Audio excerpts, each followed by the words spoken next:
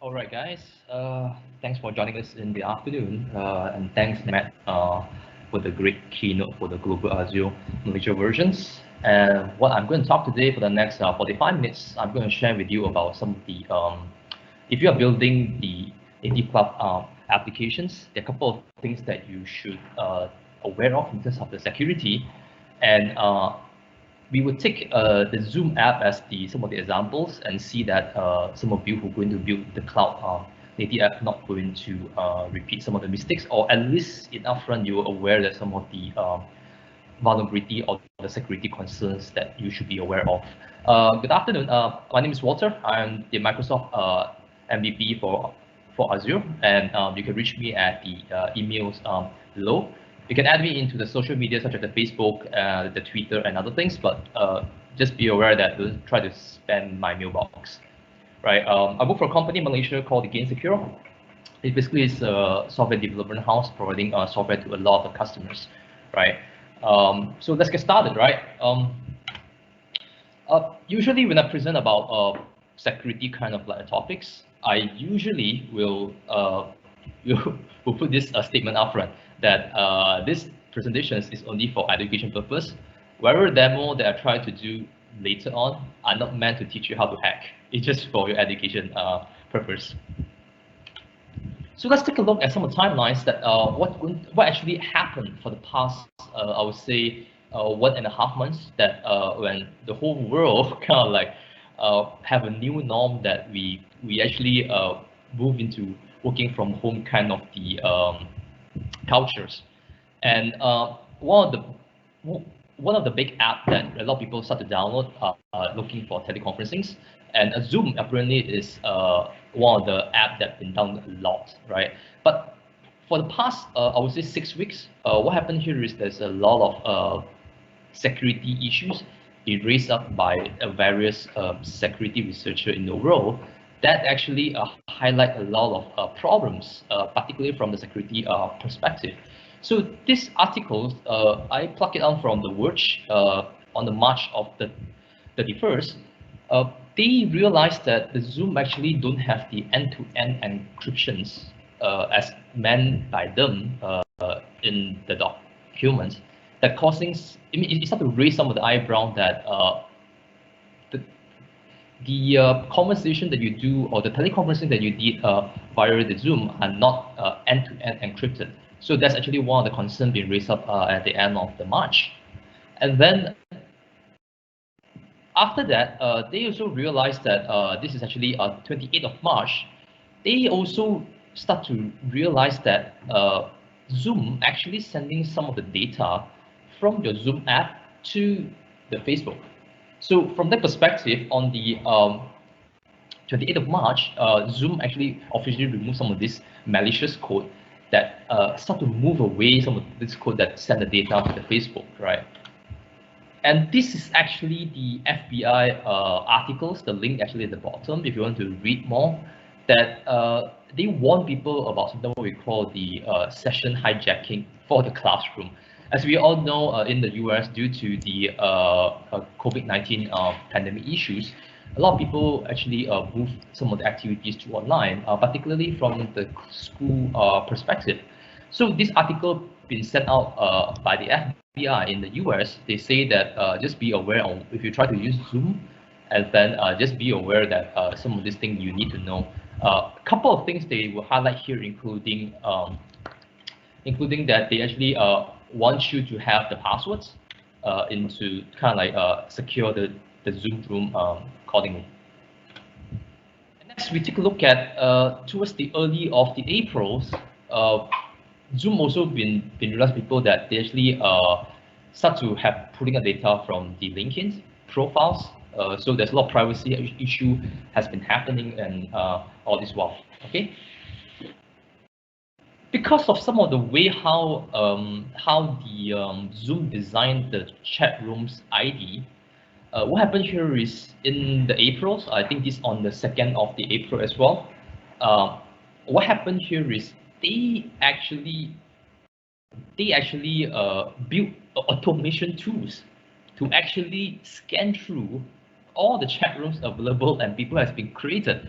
Because the chat room itself is the numbers, all you have to do as a software engineer, you just build a very simple what we call that, build a very simple things. Oh wait, right. So what happened here, just continue our discussions here. What happened here is there's hackers or some developers, they try to build the tools to actually scan through all the rooms. Because it's just numbers, it's very easy for you to get all the things. And the interesting part about that is because the way you name, the rooms, people can just go in and check the room is open or not. Some of it because people didn't put in the passwords, hence they can just go into the room accordingly without you even knowing it. Just imagine if you're having an online classroom and because you didn't put passwords, these hacking tools will kind of like expose it out and the hackers can just go in there and just do the thing accordingly. So the app itself is called the Z-Wardal, that some of these things have constantly been raised. And because you don't have a password inside there, so people can just join accordingly if they know the room's number. And the one that you really go next, which is really getting scary, is kind of like have big privacy issues. Is thousands of Zoom recording exposed because of the way the software engineer named the files. So because of that, they actually have a big issues that they realize after a while all this Zoom has been recorded. You can actually download everything and put into your hard drive if you want to, right? So it's really doesn't plan out well, right? Another privacy issue that people realize is people found out, right? People found out that a lot of calls mistakenly route through a China servers. So Zoom has a particular servers in the US or in the Europe or around the world, but because some of these things that, for example, if I have a chat with you, right? Like for example, I'm in Malaysia, used in the Singapore. So a lot of time we might need to go through their servers in the US, right? So we go through US and come down. But unfortunately, the people realize that some of the data has been routed over to the China server as well. So that raised an eyebrow that a lot of some of these things has been taken advantage in terms of the data. So this is even more interesting, right? Hacker exposed a verified Zoom account. So what they did is they kind of realized that they kind of like figure out how to get the Zoom account, and then they kind of sell it or even expose it on the dark web. So I just hope that you are not some of these things. If you realize here, they did mention that it's about 352 compromised Zoom account, which is about 300 over, on the 7th of April, right? So from 7th of April, if we move on to this date is on the 13th of April, which is about a week time or less than a week. What happened here is the attackers, they actually harvest over 500,000 of the Zoom accounts and sell it on the dark web. So what it's trying to tell you is if you have a vulnerability, if you cannot fix on time, it just need about 5 days or even a week, right, from people to harvest based on the vulnerability you have from 300 over account to 500,000 accounts. So that tells that how scary it is, and I do believe Zoom teams are really fighting against the time to catch all these things accordingly. So based on some of the news article that I shared with you, right, I would like to share with you like what will be the impact. So you see all these vulnerability being exposed. What does it really impact to the industry, to the business, right? SpaceX, Elon Musk kind of the first one. He kind of like the first one who already banned Zoom. This shall be in the end of March. Schools in US start to ban Zoom. They try to look for the alternative. The thing has been escalated, right? The thing has been escalated in the sense that from just companies, just a school or specific industry, Taiwan government, I think, if I'm not mistaken, it's the very first government in the world who officially issue a statement to ban the Zoom, right? They're the very first government who actually issued this statement. After that, Google also banned the Zoom. They say that we shouldn't have that installed on the staff laptop. Ministry of Education from Singapore down south, not very far away from us, also banning Zoom. because they realized that if you read the articles that post here, they realized that some of the issues like someone hijacked the sessions and posting some very obscene images during the school time, right? US Senate, they try to avoid the Zoom as well, right? And lastly, Pentagon, right? The Pentagon actually restricts, they don't really ban it, but they kind of like restrict and tell you don't use it if you can, right? These are just some of the examples that I able to get it in a short time, but I can very sure there's a lot of other organizations will kind of like have this kind of policy in place until Zoom kind of like finally patch all these things. They kind of regain back the confidence level of the crowd. One thing I'll try to do after I show you all these things, right? I can very sure you very worried about whether your account actually been exposed. So I would like to introduce you to a website called Have I Been Pawned? It's actually a website built by one of the Microsoft MEPs in down South Australia that I will share with you. So let's say that I come to this website. Right, so if you come to this particular website, right, you can just put in your email accordingly. So in this case, I just put a dummy emails. It will tell you whether some of your account has been exposed in some of the things. So hopefully, if you found that, so if you scroll down, you're going to see that your account or this particular emails has been compromised by some of these apps, right? Because the people who actually inside some, like for example, in the Daily Motions in the 2016, there's some of the hackers able to hack in and there's a data breach. What happened here is they kind of like publish, in this case, it will be 85 million of the users that kind of like put in and sold it on the dark web, right? So if you see yours one, scroll down here, if you see there's a Zoom, means your account might already exposed. I would strongly recommend you go and change your username and the passwords at the count of things, right? Or even stop using it for a while, right? So these are some of the things that you can use. The website itself is haveibeenpawned.com. Okay. Yep. So this is something that I will share with you as a consumers, as IT engineers. I strongly recommend you to take a look at this. Right. So let's continue. So out from so many things that we learned, right? I kind of like group up the security flaw in the more high levels about the Zoom itself, right? So one of the things I realized that partially maybe the cloud storage that they use, it doesn't went through a proper security restrictions kind of checking. So what happens is people have a way to actually retrieve the files. That's why I say one of the articles they show you that people expose a lot of the recording in the recording, they expose out and people can download, right? The number two, communication channel flaws. That means that the end-to-end encryption are not really there, right? Because if you have some of these things that if you think that you want to service a corporate, you want to service the government, you want to service some of the very high sensitive kind of the clients, communication channels have to be really be patched and kind of close it, that everyone will have feel more secure when they use it, right? Because you cannot let people know that this thing is a problem, but you can still use it. But after a while, the people realize that, hey, these are problems. So the next one, talk about data privacy. So data privacy are very important, right? Especially a lot of app building by startups and some of these things, right? This is something we have to be aware. I'm not sure Zoom is a startup or not, but the thing is, if you're taking data from the users, from your clients, right, there must be certain privacy policy in place that you're not allowed to send to Facebook, for example.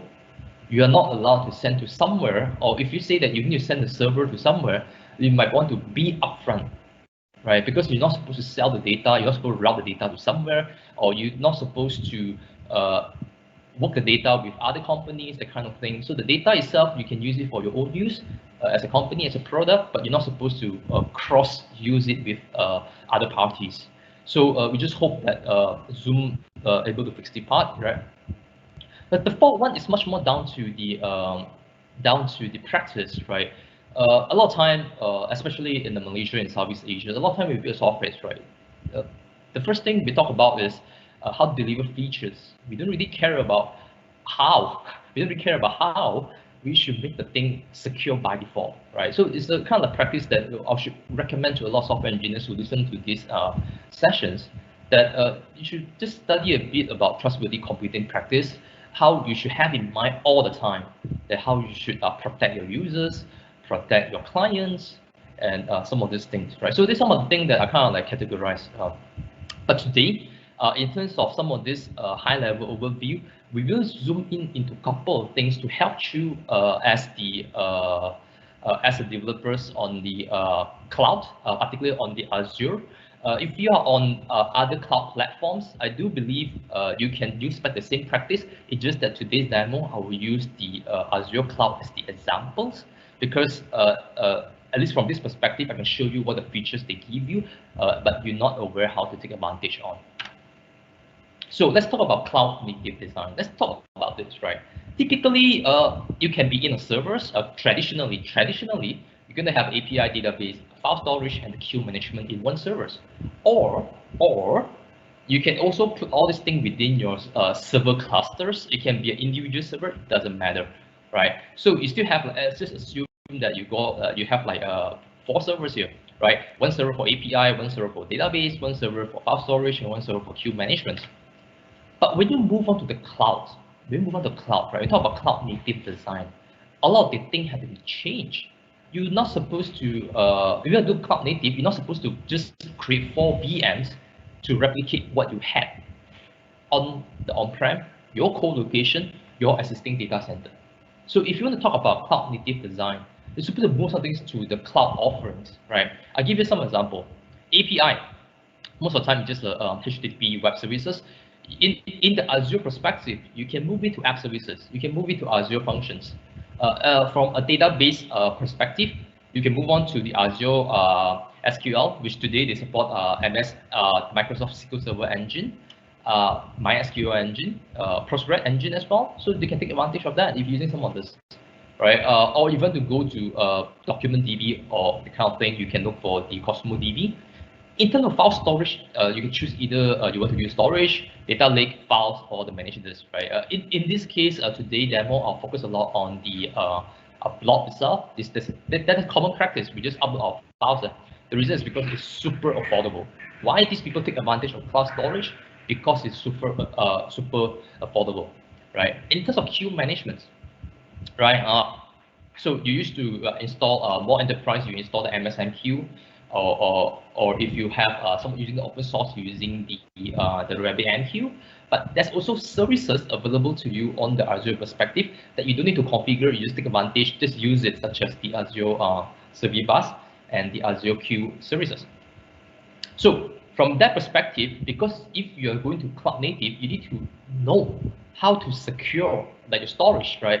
Typically or traditionally, you put it into your C drive, your D drive, your E drive to file all the files.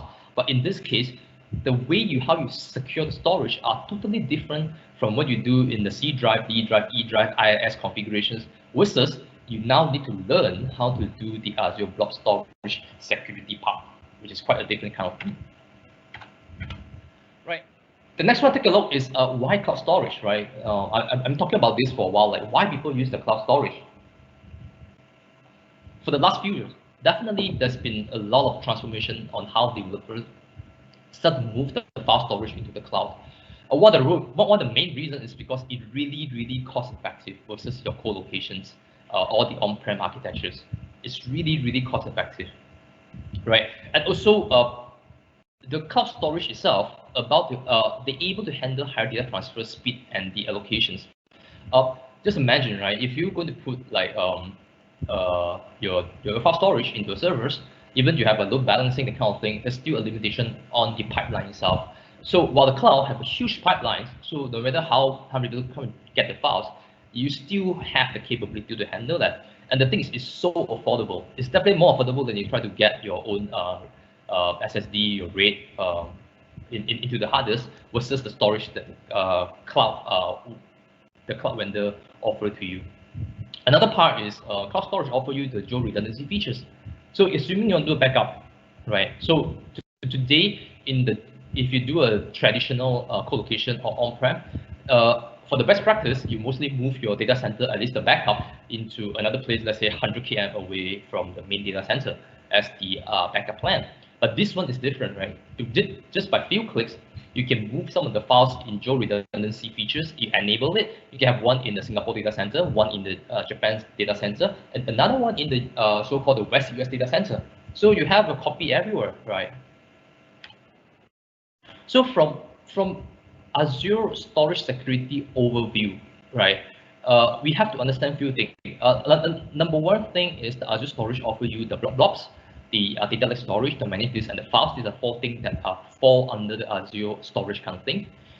And we usually use blobs to store the pictures, the videos, the sound, or any kind of files that you want to share, even the PDF, right? I know a lot of customers take advantage of the blob and just upload their PDF, such as the e-receipts, such as the contracts, everything just put up there, right? The Microsoft Azure introduced something called Share Access Signature, SAS, which they provide you a way how you can secure your file, right? How you can secure your file. The reason because if you put the file out there, right, what do you think that the attackers cannot go to the thing and find view all the files, right, and grab all the file into their own storage, right? So there's something that we need to prevent that. And of course, to host the blobs or the files, a lot of time it will put under the containers, right? So the containers, there's something you need to set, such as the public access level, whether you want to allow the container to be allowed viewed by the public or not, right? Another one is they also have something called access policies by having two dimensions.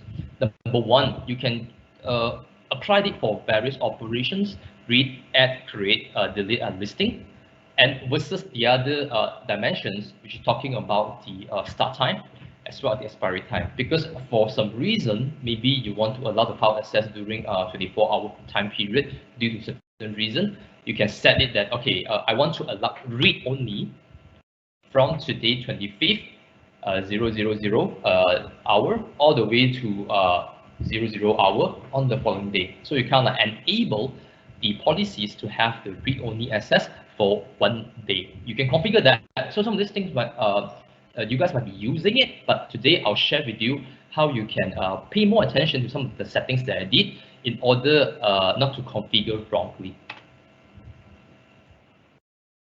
Right, so let me close this. Let me come to here. So this is my my containers. If you're going to something called files, there are actually 4 files that allow you to have it, right? So for examples, right? The number one thing that you have to do is come to the file storage, go to the files here, and then you can actually set the various kind of thing in here. But the one thing I'll show you is, let's say you want to start from the no public access, right? I can go to properties, and if you scroll down, there's a URI here. I can copy this one,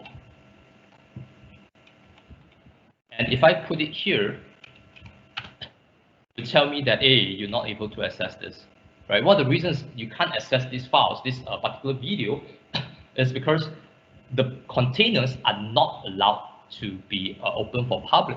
So next thing people do is every time when the software engineers try to work on publishing thing, they have, oh, I forgot to enable the access. Let me set it to the public access, right? They'll set to this one. Public access for the container and the blocks, right? So a lot of people are just not even aware of 2 of these things. So I try to explain to you is if you enable containers on this, people can actually access the containers, means they can view all the files you have, as well as access, like for example, to download the file itself, right? So if you enable this, a lot of time, you know, as a software engineers, we all have a joke, right? The first one, you see the longest one, it must be the policy to give you the ultimate access. Everyone can have this, right? So I just press apply. Let's say I'm a software engineer, I do this. And then what happened here is I press this, and then you're going to run the video, right? So once you have this, everything is fine, right? So once you have this, everything is fine. Then you think, okay, I do my job, everything is okay. So the next one, I just proceed. However, I'll show you one of the problems. If you enable the blob, you can actually view all the files listed down here, right? So what you're going to do here is, if you come here, let me just do another example. I will take this file. let's say I will paste it here. I hope you all can see. Maybe enlarge it. So let's say I'm going to have a file links just like this, right? So you know this file, right? Very easy. Install proxies. You will know where the file is installed in the Azure blob. If it's in the Azure blob, what you're going to do is this. There is an API opened up by the Microsoft. It's mainly for you to use, such as this. All you have to do is, because these are container names, you just remain. At the back there, you just put in this particular command in the query string. What you're going to do next is something interesting. If I run this link in my fiddler, I'm able to view all the files that are stored in that folder and let you know.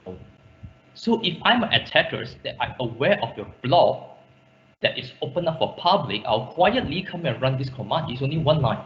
Once you have the command, I'll come here, I'll see all the files, I build a very small tools, and I just look through, and I'll have everything I need, right? So this kind of reflect back to the story I told you about the Zoom, right? The Zoom one is because they have kind of standardized what we call the way how they do the naming. But in this case, the naming here are very random, right? So if I know these tricks, I'll just come here, run this command, I view everything I have, and I can download everything I have. So just to show you the command again, if you want to run it in the browsers, it's all like this. It's the XML, right? This particular so-called the features is not a problems that offered by Microsoft. Is they give you this so you can do a certain maintenance using the automations, they expose the REST API, the kind of thing. The problem is much more on the administrations or developers or whoever who manage the infrastructures that didn't close it well, right? So a lot of time I'll tell people, in this case, what you're going to do is just come here, you're going to do the public access, you're going to put it to public access for blobs only. Do not enable the containers. So let's have this. So now let's say I right click this, I will have this. And if I go to run it on the browsers, you're going to run the video. Right, so this is the way how you can actually secure it. But if you ask me, I still don't recommend you to do this. One of the reasons is because if people know the path, they can share with their friends, right? Let's say that you're going to have your own, I don't know, your own contracts, business contracts that upload to somewhere. And because you use the app and then so happen the hackers know the URL for some reasons, right? They can take the file and just rerun again. So what I would suggest you to do is totally set the public access to no public access at all. So if you try to run this file again, you're not able to access. Then the question is, how are they going to access? So in the software engineering perspective, Block gives you something called SAS, the shared access the signatures. What you can do is you can just right click here. Just go to right click here, get this. What you're going to do is you're going to have a new policies. Let's say that I'm going to set it for 1 day. Let's say maybe you want to do it for 5 minutes, so 26. I'm coming down here. I only want to allow the read, and then I just press create, and then this is the path, right? Let me copy the URL, and then this is the query string. So what happened here is if you try to run this file with the shared access, right here, I think this is the wrong file. So let's say go back here, and I just want to put in the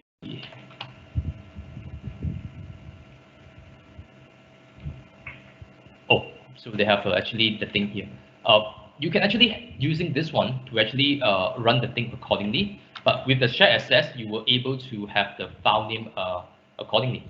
So let me close this, copy, run again. So you cannot run. But what I meant is it may be already expired on this time, right? So from that perspective, I know why. Because of the GMT. Currently, it's because of the server timing on my block. So it's actually GMT 0607. It's already expired, as you can see from here.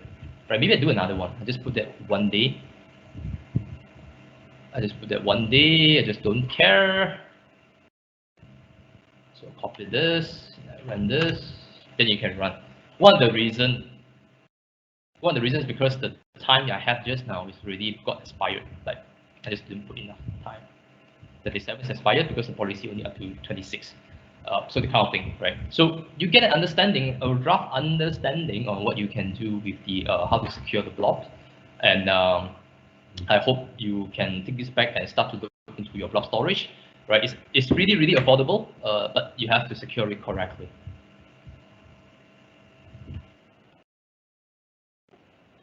So next one. So if you talk about encryption, talk about secrets with the Azure, one of the things I want to highlight to you is if you today still using triple desk, I recommend you to move on to the AES, right? Some of these things.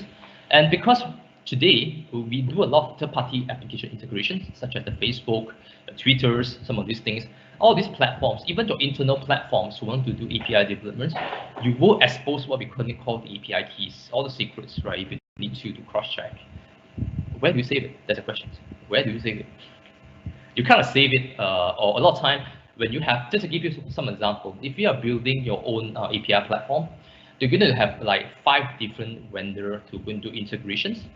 You will create 5 different API key for them. And when you give it to them, what you really do, you kind of tell them in an email, this is the API keys, use this, and this is a secret.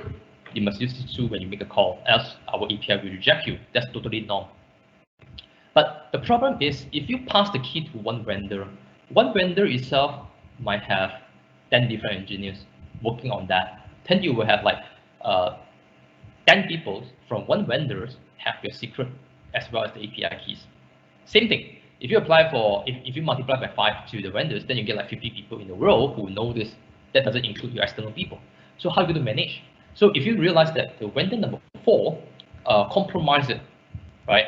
Then you tell, hey, you need to tell the 10 people that, so I'm going to reset the key for this particular vendor, and I am going to give you a new key. Again, you go to vendor, the vendor will pass it to 10 software engineer again.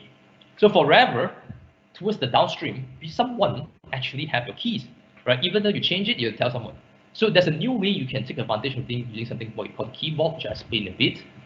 The encryption is very important, right? And just to understand that all this encryption, you does have keys. How are you going to secure all these keys, right? So as I said in the last statement, the manual password and keys and secret are sold yesterday, right? So today, if you're still doing that, I'll recommend you to take a look at something I show you in a bit, and you can take advantage of that. So Azure Key Vault is one tool to actually securely storing and access the secrets, right? So the secret in this case, the keys, everything kind of like have a vault to store it, right? So you divide mainly into 2 kind of users. Vault owner, right? The vault owner itself is someone who create a key. Usually it's the customer itself. So they can actually create a key and they can gain full access. So it means that they can anytime they want to change the key, change the secret, they can just do it. Vault customers, who is the one, Vault consumer, who's the one most of the time the software engineers who actually consume it. They take advantage of the key, the secrets, you build their app, blah, blah, blah, blah, blah, and then they take advantage of that. So what I try to explain to you in the lower diagram is, if you see carefully here, right? If I'm the owner of my projects, I'll keep all my keys, the secrets inside the keyboard. I'll keep everything here, right? Then if you are the software engineers, you will come here, retrieve the key, and then you use it. Come here, security admin, if you want to need a key, you come here and you do it, right? When you come down to, let's say, you're going out to what we call the productions. A lot of time there will be 1 key for production. There'll be 1 key for staging. So in this case, let's say the developer decide to publish everything to the websites. All you need to do, when they republish, if you want to change the key, you can just come to this centralized repository or the vault here. You can just add it from here. It will straight away give you the thing accordingly. You don't have to tell them, hey, this is the new key for the production. You don't have to. You can just come to here, change everything you need. So without further ado, I'll just show you a couple of demos on the Azure Key Vault.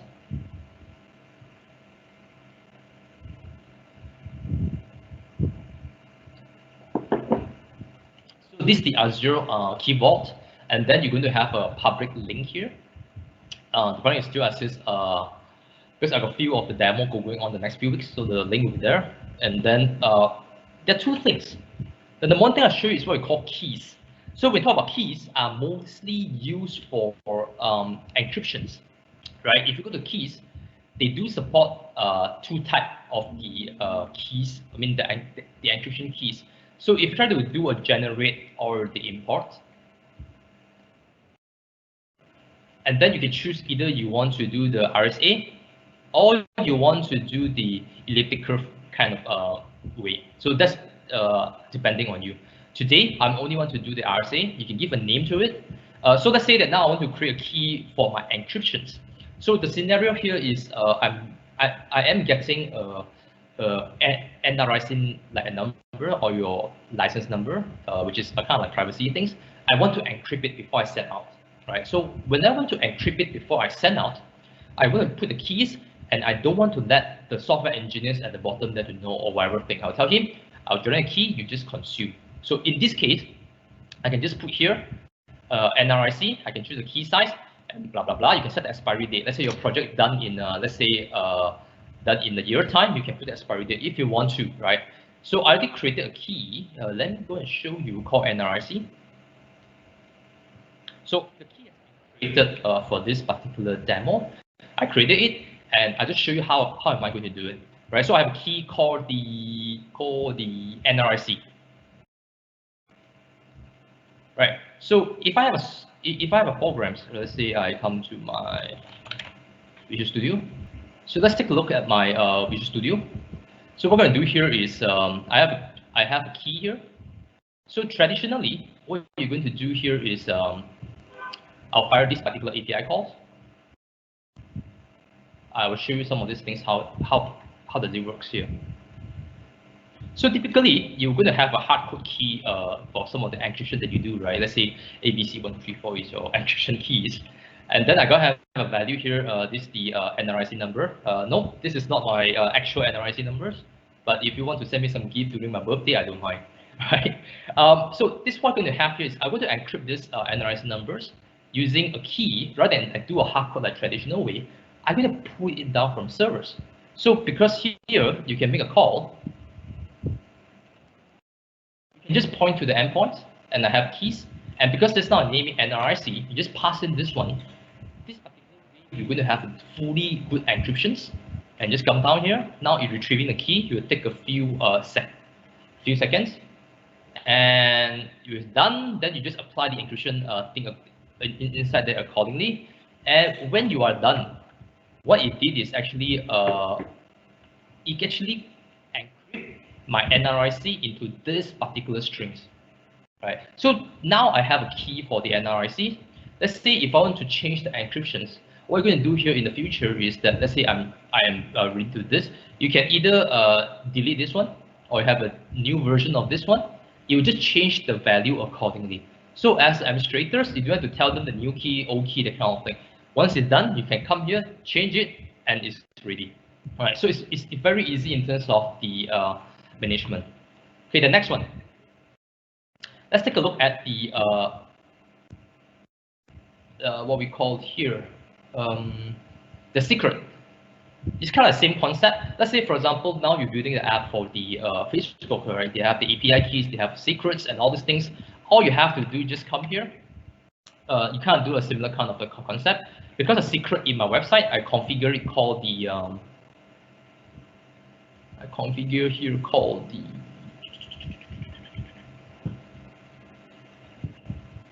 secrets, and the name of secret we call the APIs, right? Hence, if you come down to my code here, it's going to call secrets API. All right. So once you're done with that, you're going to tell you that.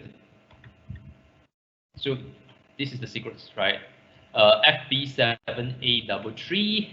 So if you come down to my website, so it's called this thing on it. There's a value here, and because it's secret, so you can't really see it. So it's called FB73, blah, blah, blah. So it's the same, right? So assuming in the futures you are going to change the let's say that your Facebook secret and API key has been compromised, you do have to ask all your app, like your web app, your mobile app, your desktop apps, your Mac app. You do have to do all those things by asking all the vendor to change it. Just come here, change the value, and everything is done. So this is a way to take advantage of the keyboard to kind of like make your programming life easy and securely maintain all the secrets as well as the key. The next one, we're going to take a look at the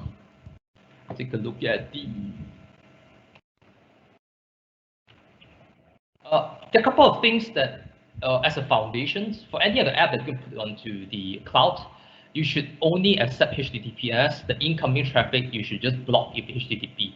To make it nicer, if you set HTTP, you should route it to HTTPS. The number two, you should have your proper SSL cert issuer, right? It's not something that you generate on the servers and just use it, right? On-prem, you're fine, right? But on the cloud, you can't do that because when people open the browser, they'll see that, hey, this cert issue is not really certified, right? I also recommend you to change the TLS to 1.2, and then a lot of time I recommend at least for foundations, you take a look at the what's top 10 vulnerability.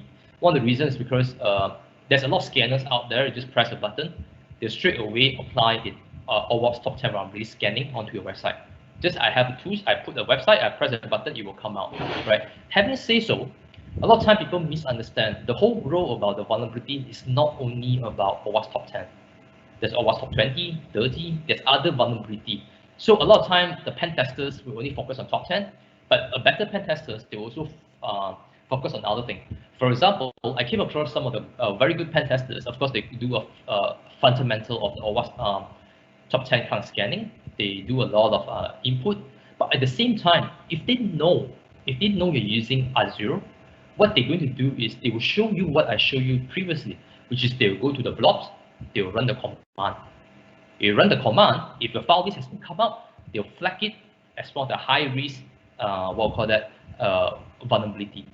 So a lot of things also very platform dependence, right? There's a different way for AWS how it works. There's a different way how the Google Cloud how it works. But at least in Azure, I can show you how you should take a look at this and how you should be aware before you roll out the thing into the productions.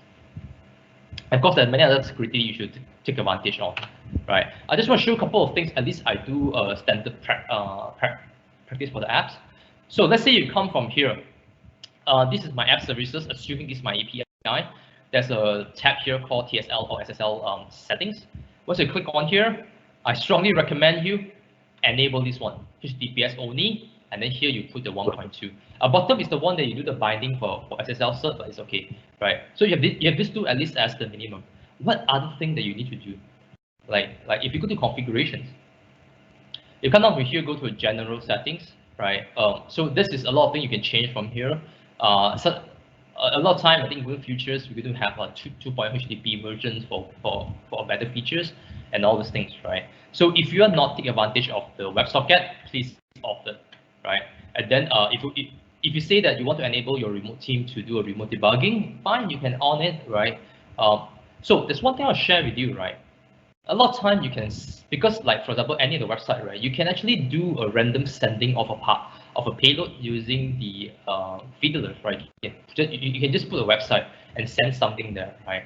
How are you going to prevent that? How are you going to prevent people send something to your website?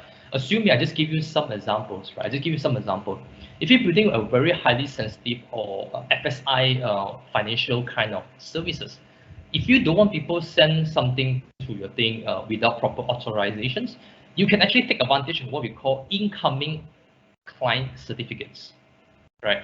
The thing I showed just now is here. I kind of have a website. Now I can run this. Anyone can come to this website. Assuming this is an API, a lot of people will kind of send the payload to this or try to block it, right? What I want to do is saying that this one only pulled by a couple of applications that is highly sensitive. Without a proper certificates, I will disallow them to come in. So what I would do is I will come here, the incoming client certificates, I will kind of like on the required incoming certificates, right? And then I'm going to save it. Right, so once it's saved, it will take a couple of seconds. And then if I run this particular website again, you're going to get forbidden because from my browsers, what I try to send, I do not have the certificates. So it will block me straight away, right? Sometimes you have a one domain, you will have a couple. So there's something called certificate exclusion path, where you allow to put, like, for example, if it's slash sales, you're going to have the certificates. If you say the slash blah blah blah, you can kind of like donate the certificates. You can configure here accordingly to your requirements. But this is something that if you're doing something super sensitive, you need to have a client certificate on the machines, on the clients, on the browsers, or on your web app, right? If you're pulling so-called API to API calls, you can do that. That is actually bringing the thing to the next level, right?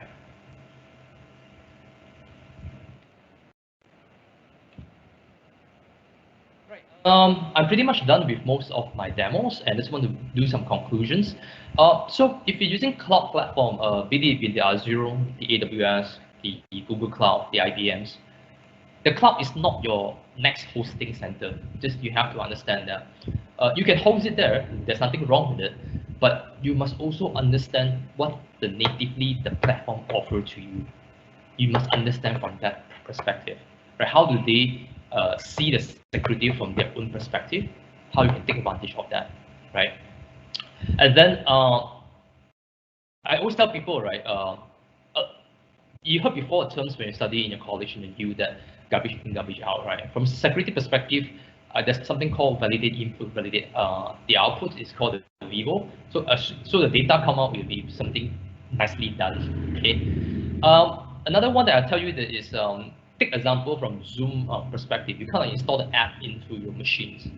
You need to really check through what kind of communication they've done, right? A lot of time you see I use a tool called the Fiddler. So today, if I install Fiddler on my laptop, I will know what kind of communication my laptop actually sent out, right? I just want to give you some examples, right? If I come to get this tools and I want to enable the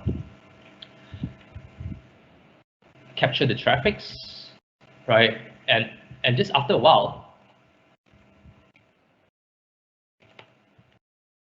you're going to see that at least from the Microsoft perspective, they are sending something to the Teams websites. They are sending to the Microsoft.com. They're sending to the live. So all of this, at least from my personal perspective, I think it's okay to send this traffic out to there. They might want to do their own analytics or blah blah blah, right? But if you see that here, especially if you guys or your kids or your family members install a lot of games, you see that some of this traffic going to somewhere that you don't know where. So I recommend strongly you install these tools and try to understand what your PC actually sending out. Like in my laptop, as you can see from here, the Office 365, everything are fine. All right, I'm okay to send some of this telemetry to the Microsoft to improve the products. Right, if you see something going to like abc.com, def.com, the kind of thing are kind of scary. Right, so that's where you start to realize that a lot of your data privacy kind of get compromised. Right, let's come back to here. So by that, I really want to conclude my presentation today. The Azure User Group Malaysia, for those of you stationed in the Malaysias, you can just scan, I purposely did the QR, right? You can just scan this and join the group. And we do talk a bit about what kind of event, especially now, what kind of the webinar are going to come up soon, and blah blah blah. Again, this is my QR. If you want to add me to Facebook, if you want to add me to the LinkedIn, feel free to do so. Again, please don't spam my email. And by that, I conclude my presentations. And thank you very much for the time in the Saturday afternoon. And thank you very much.